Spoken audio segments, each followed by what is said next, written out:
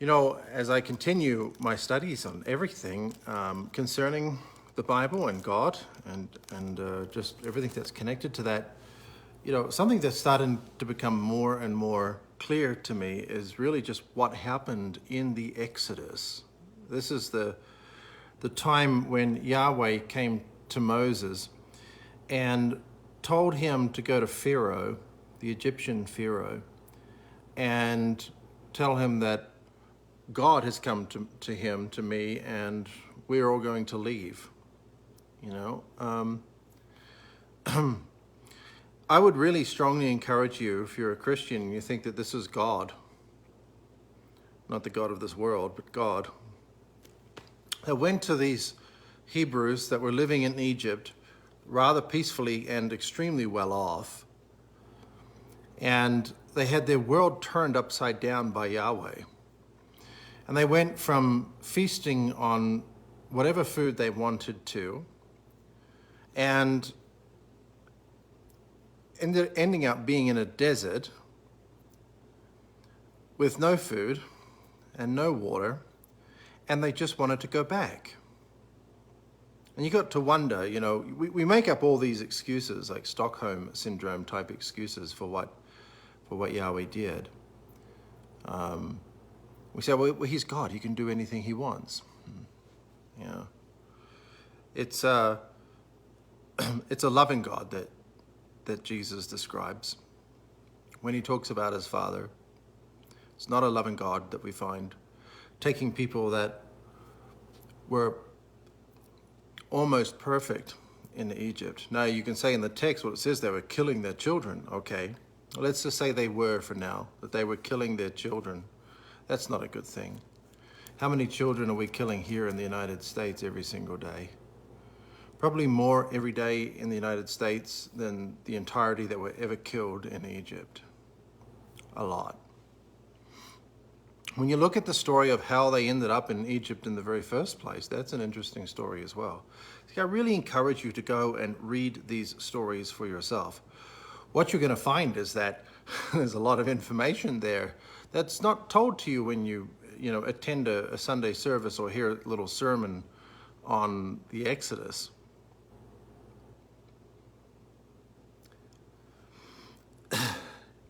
Hey, Amelia, good to see you. Rob. So you've got these people that were living in Egypt that were doing extremely well off, and people even speculate about the real identity of Moses. And you look at the story of how they got there, and then Yahweh comes along and says, all right, I'm going to rip you out of this place of abundance. And they weren't slaves. I know the Bible says they were slaves. There is no historical evidence that they were ever slaves in Egypt. And the description that we see of the Hebrews in Egypt doesn't fit in with a slave. They owned their own property. They were incredibly wealthy people. They had lots of possessions, and they took a whole lot with them out of Egypt. A slave who has been set free doesn't then grumble and complain and want to go back to slavery after being set free, does he? So we've got to remember who wrote Torah. Who's the one that's writing this stuff down? Who's the one describing who these people are? See, I just posted that little meme that talked about how you destroy a people, and you destroy, you take away their history, their culture, their books. You're taking away their memory.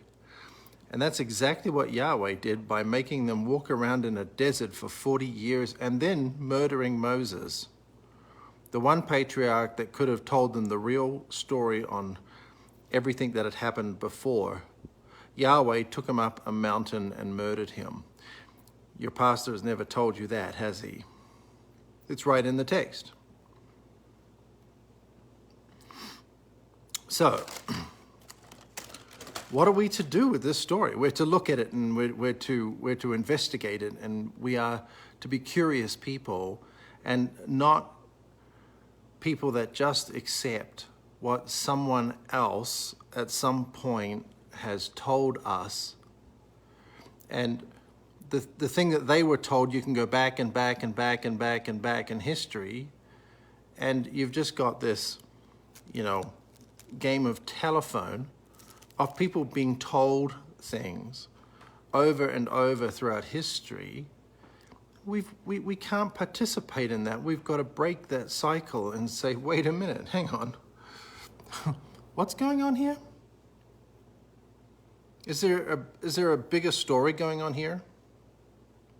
Let me leave you with two things that Yeshua said, right? Three things. First, in John 8:44, I have a whole video on this where Yeshua identifies the devil, right? We know that the devil comes to steal, kill, and destroy. When you look at the Exodus story, how is that not exactly what Yahweh was doing to the Hebrews? Stealing, killing, and destroying. And then there's two episodes, two things that Yahweh did that Jesus actually addresses in the New Testament. Oh, these are very interesting things. First, he gives them manna from heaven. Right? We all know the story. They're wandering around the desert. What are they eating? Manna. Right? Manna. This white flaky material that seems to have fallen from the sky around the camp that they would collect and eat. Manna. Right? I mean, if you're a Christian, you've been a Christian for, a year or two, you probably are familiar with this story, right? What did Jesus say about the manna that the Hebrews were given in the Old Testament? He addressed this very specific thing. What did he say about it? I almost don't want to tell you because I want you to go and read it for yourself. But I'll tell you. He said the manna that you received in the desert was not the true manna from heaven. Oh. The manna Yahweh gave to the Hebrews wasn't the true manna from heaven. Oh. Oh, how interesting. There's another instance too. The children, the Hebrews were crying out for food. They were asking for bread. They had no bread. They had no wheat. They had no water. They had no yeast. They couldn't make bread. Right? So they're crying out to Yahweh for bread. And what does Yahweh do instead of feeding them bread? He sends them snakes to go and bite the grumblers and complainers. WTF, dude? What? So the people that you took out of Egypt and promised to take care of, now they're starving, literally, and they're crying out just for some frickin' bread. And instead you send all these snakes to go and bite them. And this is the very curious story where it seems that there was some change of heart. And Moses was instructed to lift up a brazen serpent. This is all the same story. And if people would then come and look upon that serpent, they would live.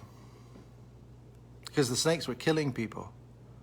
Yahweh, how many people is it recorded by actual numbers in the text that he murdered of the Hebrews?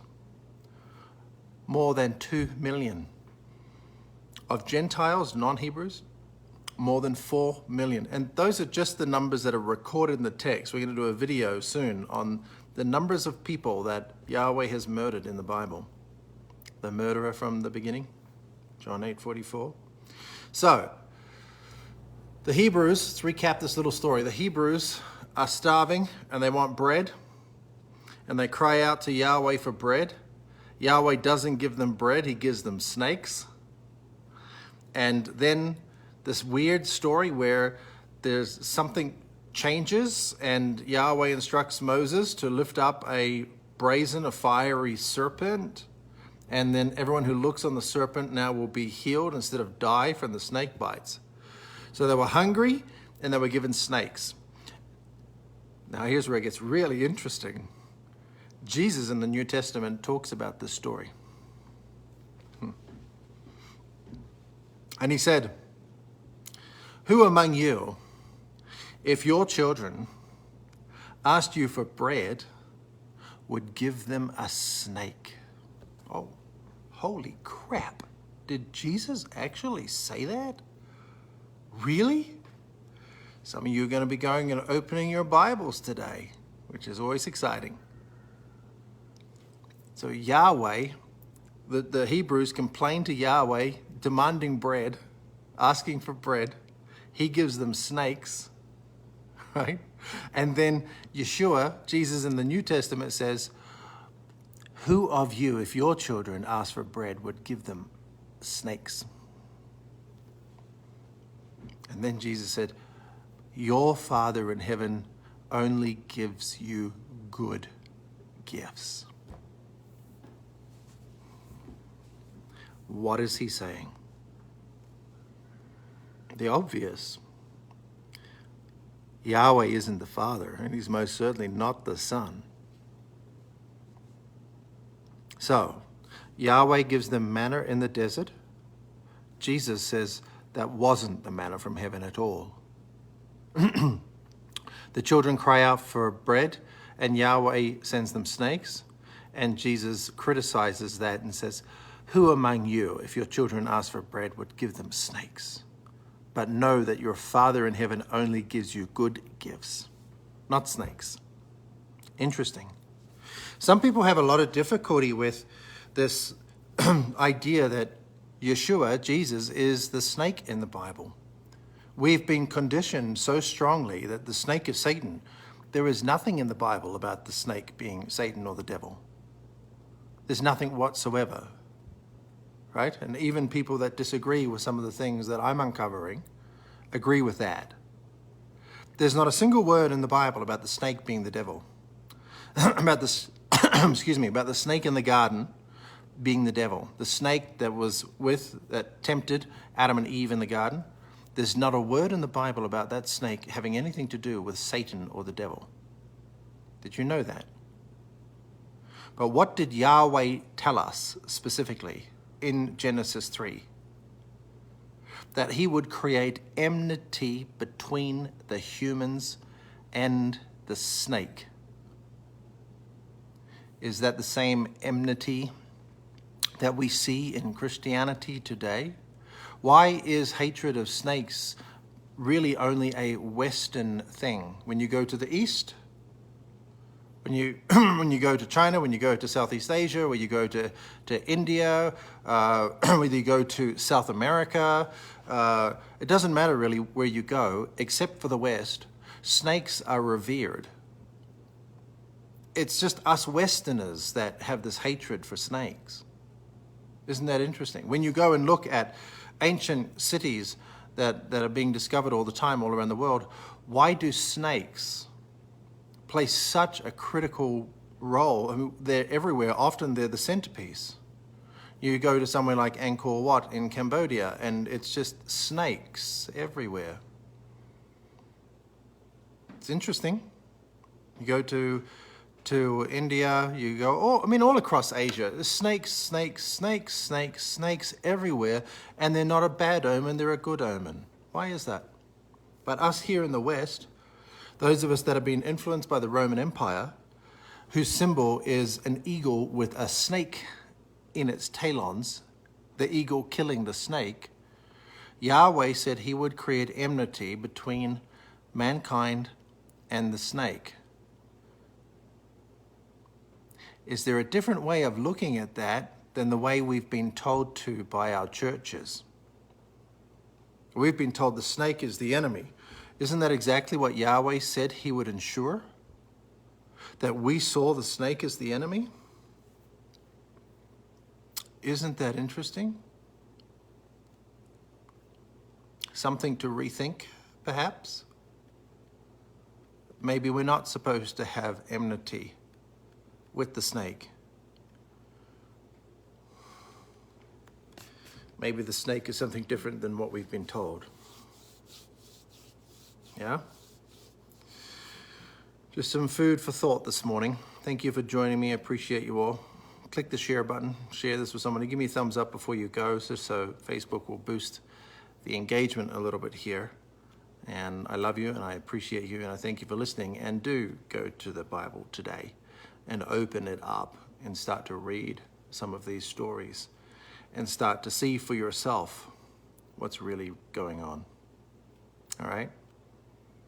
Have an awesome day. Bye-bye.